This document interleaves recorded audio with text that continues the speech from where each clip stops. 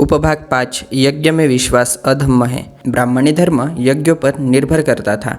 कुछ यज्ञ नित्य कहलाते थे और कुछ यज्ञ नैमित्तिक कहलाते थे।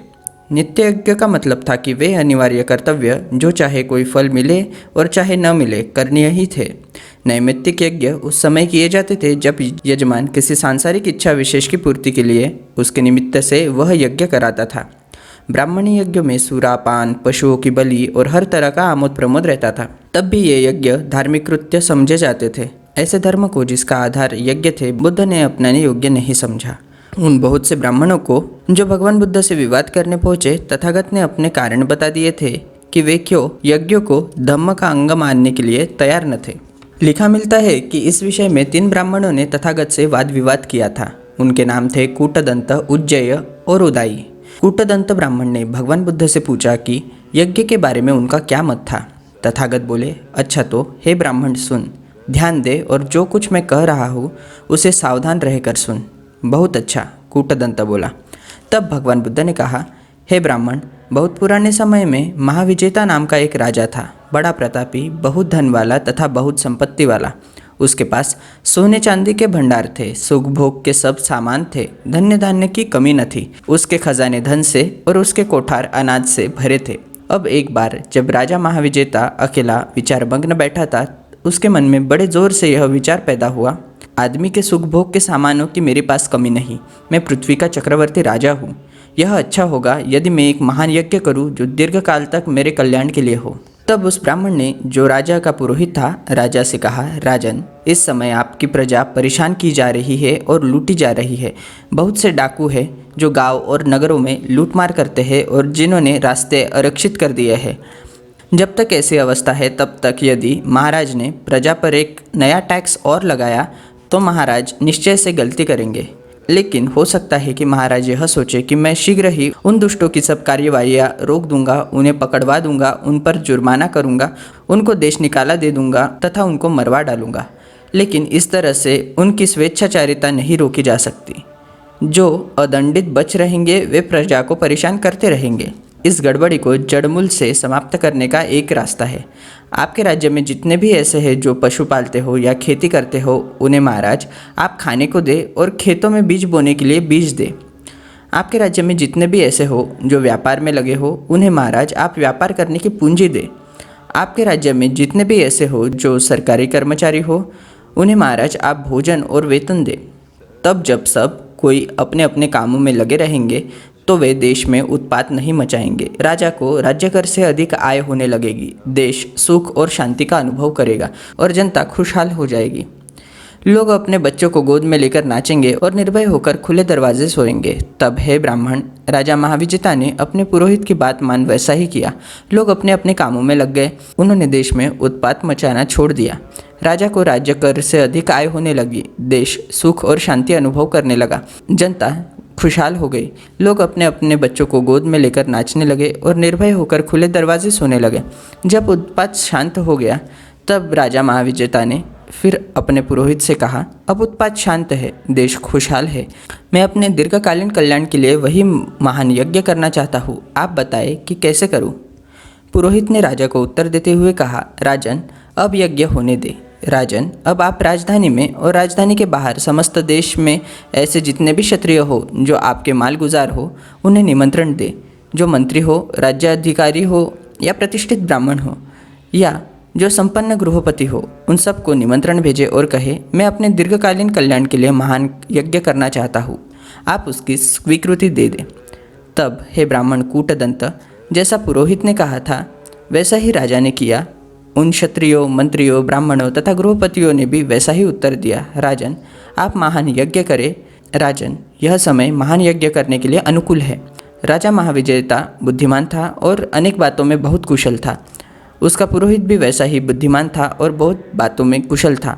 हे ब्राह्मण, तब उस पुरोहित ने यज्ञ के आरंभ होने से पहले राजा को बता दिया कि उसमें कितना धन व्यय हो सकता है। पुरोहित ने कहा, महाराज, कहीं ऐसा न हो कि यज्ञ आरंभ करने से पूर्व या यज्ञ करते समय अथवा यज्ञ हो चुकने के अनंतर आपके मन में ऐसा विचार उत्पन्न हो कि अरे, इस यज्ञ में तो मेरी संपत्ति का बड़ा हिस्सा लग गया।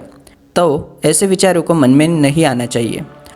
और हे ब्राह्मण, उस पुरोहित ने यज्ञ आरंभ होने से ही पहले बाद में राजा के मन में यज्ञों में भाग लेने वाले को लेकर कोई पश्चाताप न हो, इसलिए राजा को कहा, राजन, आपके यज्ञ में हर तरह के लोग आएंगे, ऐसे भी जो जीव हत्या करते हैं, ऐसे भी जो जीव हत्या नहीं करते, ऐसे भी जो चोरी करते हैं और ऐसे भी जो चोरी नहीं करते, ऐसे भी जो काम भोग संबंधी मिथ्याचार करते हैं और ऐसे भी जो नहीं करते, ऐसे भी जो झूठ बोलते हैं और ऐसे भी जो झूठ नहीं बोलते, ऐसे भी जो झूठी चुगली खाते हैं, ऐसे भी जो झूठी चुगली नहीं खाते, ऐसे भी जो कठोर बोलते हैं और ऐसे भी जो कठोर नहीं बोलते, ऐसे भी जो व्यर्थ बकवास करते हैं और ऐसे भी जो व्यर्थ बकवास नहीं करते, ऐसे भी जो लोभ करते हैं और ऐसे भी जो लोभ नहीं करते, ऐसे भी जो द्वेष करते हैं और ऐसे भी जो द्वेष नहीं करते, ऐसे भी जिनकी सम्यक दृष्टि होगी, ऐसे भी जिनकी मिथ्या दृष्टि होगी।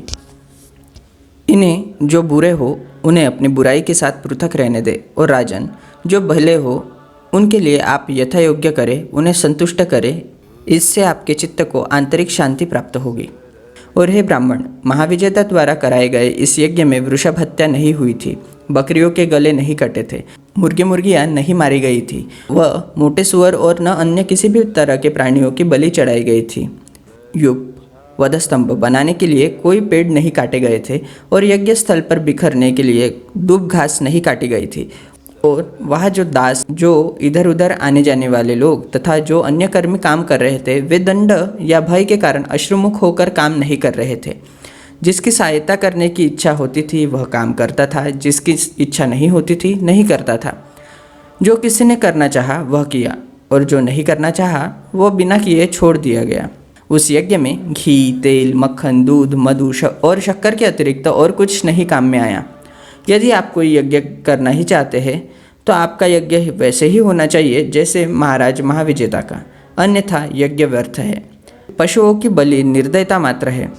यज्ञ कभी धर्म का अंग हो ही नहीं सकता। यह धर्म का निकृष्टतम रूप है, जो कहता है कि पशुओं की बलि देने से आदमी स्वर्ग जा सकता है। तब कूटदंत ब्राह्मण ने प्रश्न किया, हे गौतम, तो क्या दूसरा कोई यज्ञ है जिसमें पशुओं की बलि न देनी पड़े, किंतु जिसके करने से अधिक फल, अधिक कल्याण हो? हे ब्राह्मण, हाँ, ऐसा है। हे गौतम, ऐसा यज्ञ कैसे क्या होगा?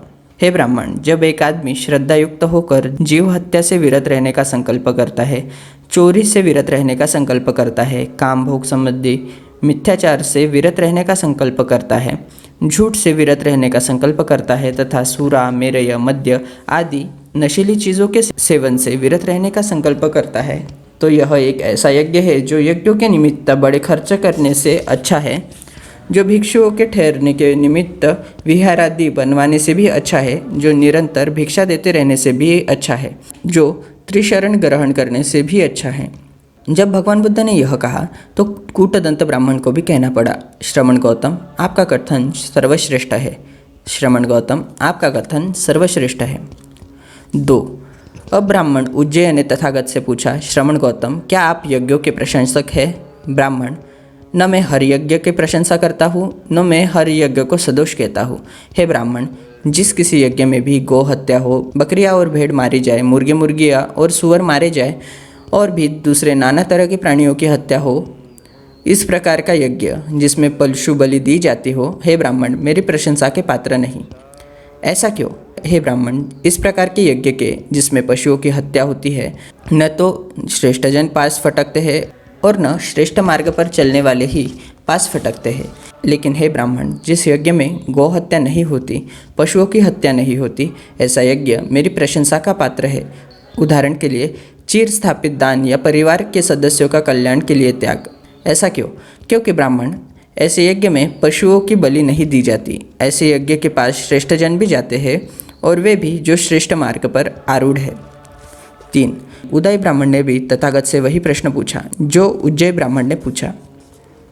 श्रमण गौतम, क्या आप यज्ञ की प्रशंसा करते हैं? तथागत ने जो उत्तर उज्जय को दिया था वही उदय ब्राह्मण को दिया था। तथागत बोले, ऐसे यज्ञ के जो उचित समय पर किया जाए, ऐसे यज्ञ के जिसमें पशुओं की बलि न दी जाए, वे निकट जाते हैं। जो श्रेष्ठ जीवी है, जिनकी आँख पर से पर्दा हट गया है, जो कालातीत है, जो जन्म मरण के बंधन से मुक्त है, वे तथा वैसे ही दूसरे प्राज्ञ तथा कुशलज्ञ यज्ञ की प्रशंसा करते हैं। यज्ञ अथवा श्रद्धायुक्त कर्म में श्रद्धायुक्त चित्त से पुण्य क्षेत्र में जो बीज बोया जाता है अथवा जो श्रेष्ठ जीवी है, उससे देवता भी प्रसन्न होते हैं। इस प्रकार के दान से विज्ञ जन विद्या का लाभ करते हैं तथा दुख से मुक्त हो सुखी अवस्था को प्राप्त होते हैं।